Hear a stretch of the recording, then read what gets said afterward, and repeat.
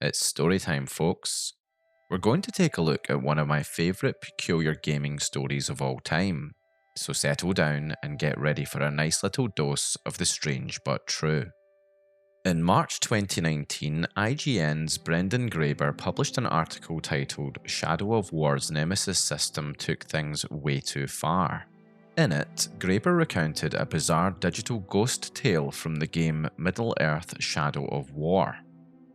What he described was a bizarre glitch that led to one of his most memorable and horrifying gaming experiences. The story you're about to hear is based on Graeber's account. It's a tale of a video game enemy that simply refused to die, even after being expunged from memory, and how a routine game restart became a confrontation with a ghost in the machine.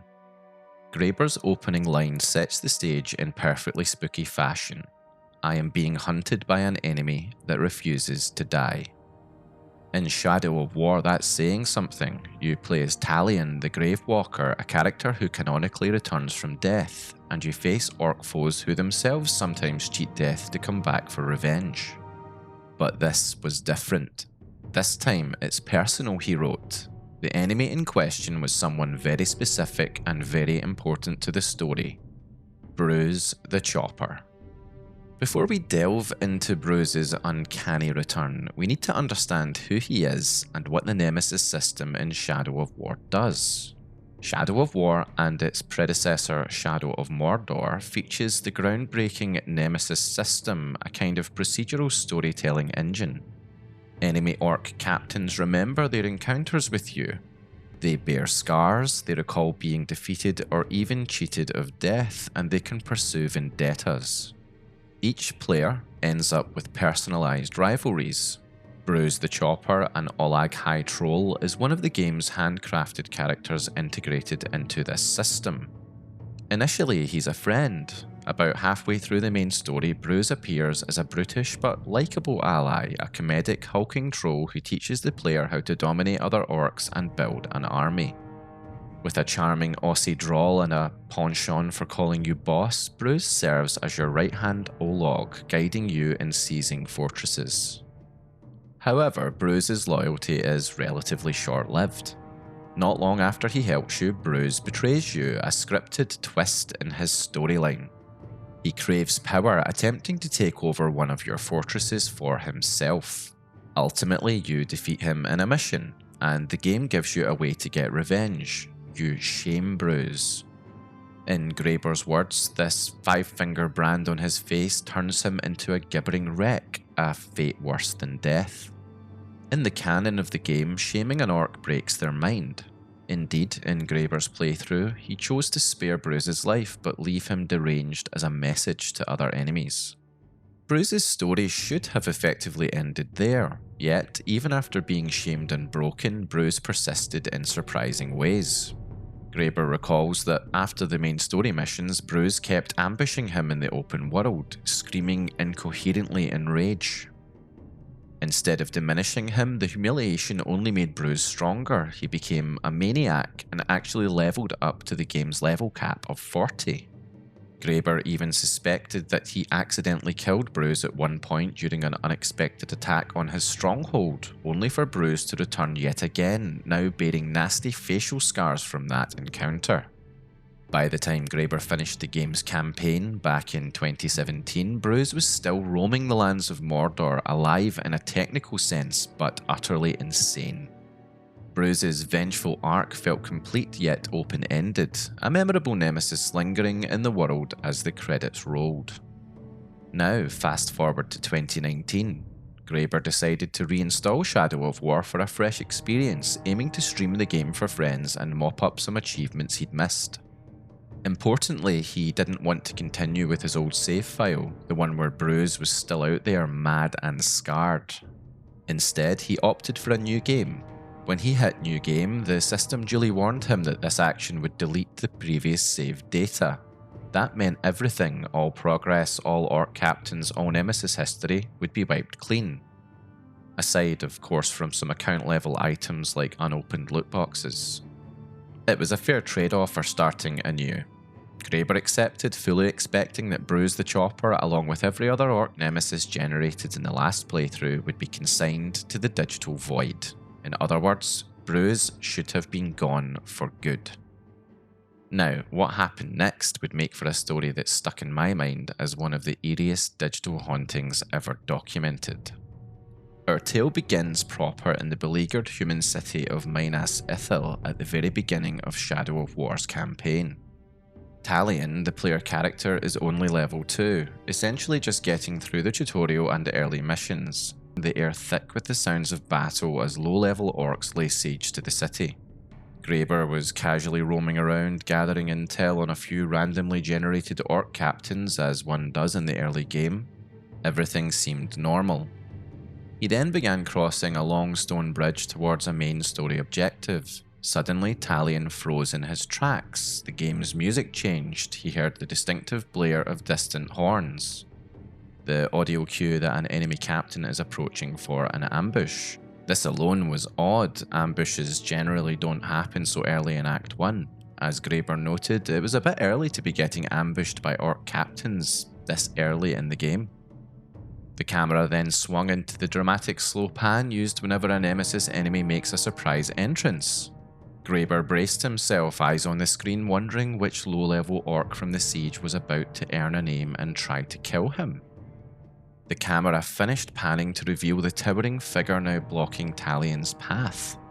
The enemy's details popped up on screen, an Olag High Troll hulking and armoured, but Graeber's heart skipped a beat. He recognised this foe instantly. It was Bruz. And not just any Bruz, the same Bruz the Chopper he had shamed and left wandering 2 years and 1 save file ago. Bruz had somehow found his way into a brand new save game, a file in which he was never meant to exist. Graeber's mind raced. This should not be possible, at all. He enumerated the impossibility of it in his article, practically shouting from the page that Bruz should absolutely not be here, and yet he is. There were several layers of wrongness to what he was witnessing. Bruz is a scripted story character, not a generic orc. In normal play, Bruz doesn't show up until the middle of the campaign in the region of Nurnen during the specific mission where you officially encounter and dominate him. He has no role whatsoever in the early Act 1 areas like Minas Ithil. In fact, the game shouldn't even be able to spawn him as an enemy at this point. It's like meeting a later chapter's boss in the prologue, narratively and technically unthinkable.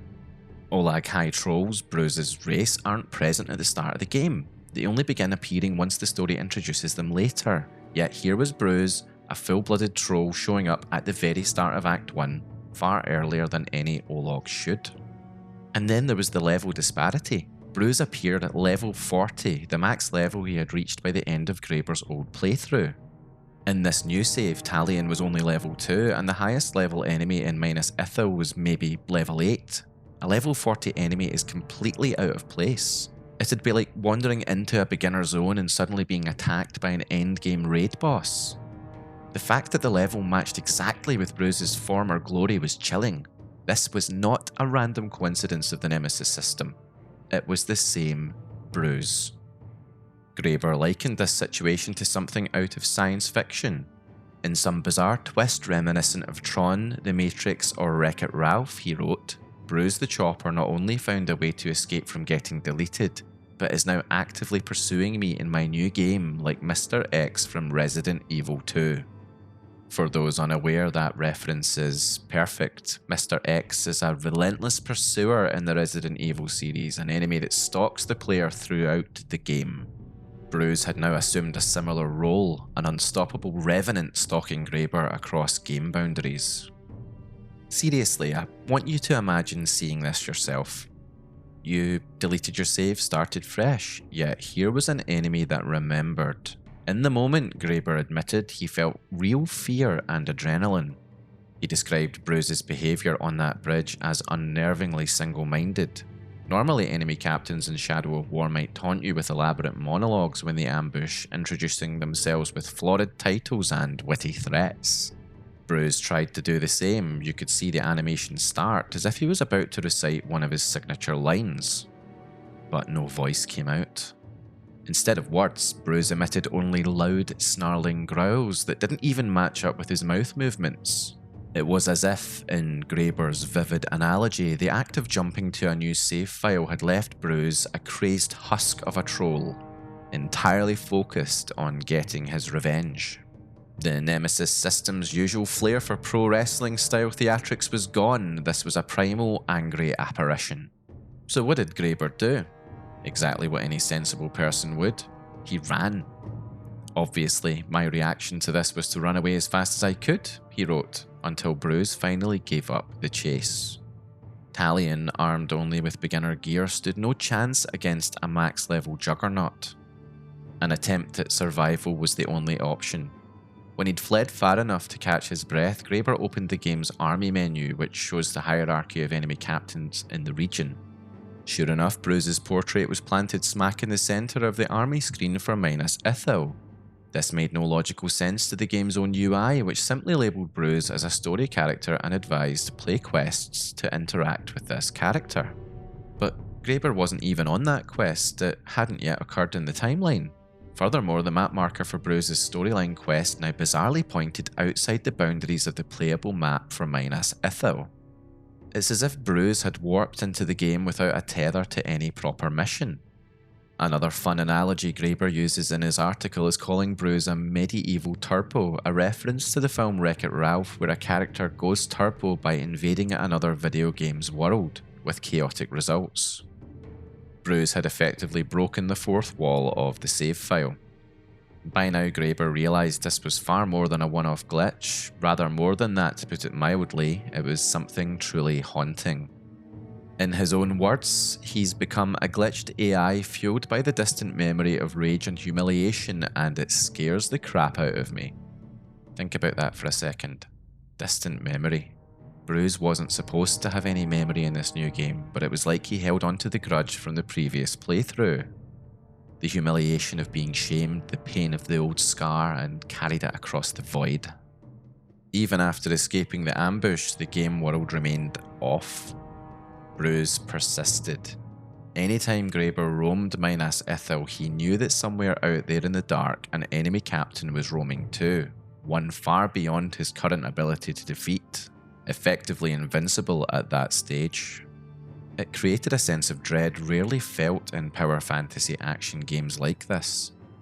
Bruz had gone from a story NPC to an unscripted stalker, an enemy AI on a personal vendetta. Despite this, Graeber continued his playthrough, but with trepidation. Hours later, when the story eventually took him to the region of Nurnen, where Bruz's official quest and appearance were meant to happen, he braced for a possible showdown. This was the moment in the game's narrative where normally you meet Bruz for the first time and recruit him. Graeber wondered, what would happen? Would the game break entirely? Would Bruz even be there, or had the timeline been irreparably altered by his spectral rampage in Act 1? When that mission came, Bruz did appear, and interestingly he behaved normally during the scripted sequence. The Bruz in the mission was his jovial, cocky self again, and reset to the intended level 14 for that point in the campaign. Graeber was able to dominate him and add him to his army just as the story intended. For a brief moment it seemed the glitch had corrected itself. Perhaps Shadow of War's code had reconciled the anomaly. Now that Bruz was officially part of the new save, maybe the rogue Bruz that had invaded Act 1 would vanish. And yet, the sense of unease didn't lift. After completing Bruz's storyline quest, Graeber opened his map again and looked back to -Ithil, the starter region. There, on the army screen, the impossible remained. Bruz was still present in -Ithil, standing in the army hierarchy exactly where the game had no place for him. Not only that, now two versions of Bruz existed simultaneously. One as a newly loyal follower in Graeber's army, the normal Bruz at level 14 dominated and presumably hanging out in the base, and the other as a hostile free agent, the Shadow of Bruz, still occupying the army screen of the earlier zone. As Graeber's final chilling line puts it, there are two of them now, and I am afraid. It's rare to get literal goosebumps from a story like this involving a video game oddity, but here we are. The Immortal Orc had transcended deletion, and even worse, he had multiplied. One Bruz in Graeber's service, another Bruz in exile, lurking off the edge of the map with unknown intentions. It goes without saying that this was absolutely not a design feature or an Easter egg. It was, by all indications, a true glitch. But beyond that, it felt narratively uncanny. Like in a horror film, this is the moment the protagonist realises the ghost they thought was laid to rest is still in the house, more present than ever. So far throughout our story, we've relied on Graeber's first-person account because it conveys the immediacy of the experience. His own words carry the weight of someone both terrified and thrilled by what's unfolding. By subverting deletion and death, Bruz the Chopper has already become a bigger and better nemesis to me than Sauron ever could, Graeber wrote, marvelling at how this orc managed to continue a personal plotline that by all rights should have been erased. He's continuing a plot I left unresolved in a previous playthrough and has wasted no time to force a confrontation on his terms. Not mine, Graeber admitted, candidly adding, "That terrifies me, and I love it." It's both a remarkable and understandable admission. He was scared of this digital phantom, yet as a gamer he couldn't help admiring the storytelling that emerged from it. The Nemesis system had always been about personalising enemies, but this was on another level entirely, literally beyond the intended scope of the game's design. And so ends Graeber's tale in the IGN article, but the story of Bruz the Immortal Orc doesn't end there. It opens the door to larger discussions and theories. What exactly had happened? Was it simply a freak save data glitch, some corrupted profile that retained Bruz's info despite the wipe, or was it related to the game's online features? Shadow of War has a Nemesis Forge and online vendetta missions. Could Bruz have been stored on the servers in some bizarre way? From the player's perspective, it felt as if Bruz refused to be deleted, though, out of sheer spite. Graeber himself half-jokingly called it clawing his way back from the icy pits of digital hell, as though Bruz's sheer will manifested in bits and code. Bruz the Chopper, so angry at being shamed and left wondering that when his entire world was deleted he punched a hole through reality to exact revenge on his tormentor. It's the stuff of gaming legend. And now we step back and ask, what does Bruz's haunting mean? Why did this story stick with me beyond being a one-off curiosity? Part of it is surely the dramatic flair. A named NPC crossing from an old save file into a new one feels personal, almost like it's meant to happen. It's effectively unscripted though, but it is a sequel to the previous playthrough, authored by a bug.